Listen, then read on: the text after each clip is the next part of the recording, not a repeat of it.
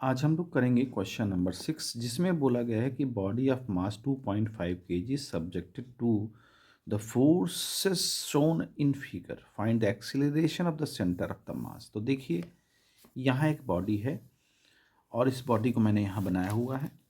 इस बॉडी में 4 फोर्सेस लग रहे हैं, एक इस डायरेक्शन में जो कि 60 डिग्री एंगल पर है। तो देखिए सबसे पहले हमें इसका जो फोर्सेस हैं उसको हमें कंपोनेंट में ब्रेक करना पड़ेगा।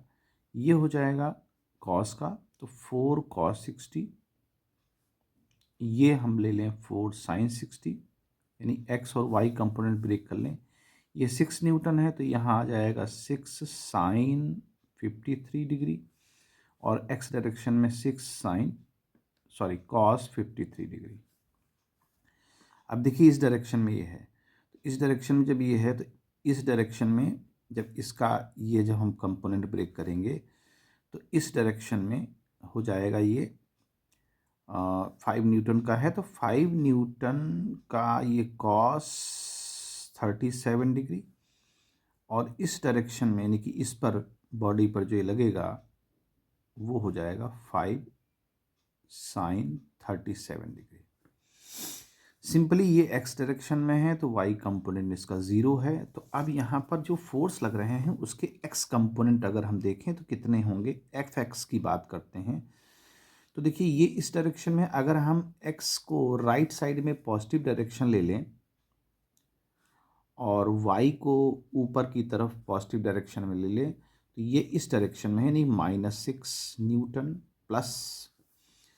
अब ये देखिए ये इस डायरेक्शन में है 4 cos 60 की वैल्यू होती है 1/2 प्लस 6 cos 53, तो cos 53 की वैल्यू होती है 3/5। हम ब्रेक करके उसको सॉल्व भी करते चल रहे हैं, प्लस 5 sin 37। तो sin 37 की वैल्यू जो हमारी होती है ये निकल करके 4/5 की आ जाएगी। तो 5 इंटू 4/5, ठीक है। यहाँ से 2 2 जा 4 और ये कैंसिल आउट होगा नहीं 6 में से, तो 5 से कट जाएगा तो ये लगभग आएगा -6 + 2 और प्लस 18/5 और +4। तो इसको जब सॉल्व करेंगे हम लोग तो ये लगभग आ जाएगा हमारा 3.6 न्यूटन के, ये एफ एक्स की वैल्यू आएगी। इसी तरह से हम एफ वाई को भी सॉल्व कर लेते हैं। तो एफ वाई को जब सॉल्व करेंगे तो क्या आएगा, यानी कि कंपोनेंट ऊपर वाले प्लस ले लीजिए, तो 4 sin 60 और sin 60 की वैल्यू √3/2 हो जाएगी। ये कंपोनेंट 0 है इसके लिए। अब ये देखिए नीचे की तरफ है तो यहाँ माइनस ले लीजिए, 6 sin 53, 6 sin 53 की वैल्यू हम यहाँ पर लेंगे 4/5, ठीक है। और ये देखिए ऊपर की तरफ है तो +5 sin 37, तो sin 37 की वैल्यू हम लेंगे 3/5।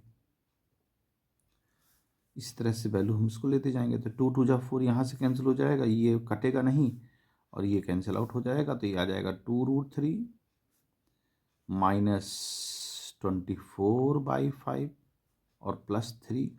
तो इसको जब हम सॉल्व करेंगे तो ये लगभग आ जाएगा एफ वाई की वैल्यू 1.7 न्यूटन के।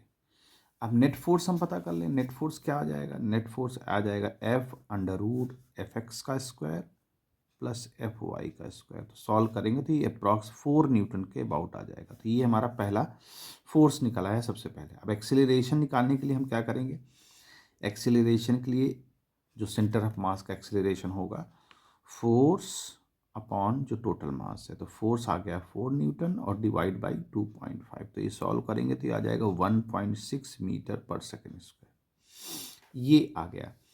अब अगर हमें एंगल पता करना है ना, तो रिजल्टेंट फोर्स कितना एंगल बना रहा है तो हम वहाँ से पता कर सकते हैं tan थीटा = Fy/Fx। तो वहाँ 1.7 डिवाइड बाई 3.6, तो ये लगभग आ जाएगा 0.47, ये एंगल आ जाएगा। तो इस तरह से इस क्वेश्चन को सॉल्व कर लेंगे। यही पूछा गया है, find the acceleration of the centre of mass. तो इस तरह से हम इस क्वेश्चन को करते हैं।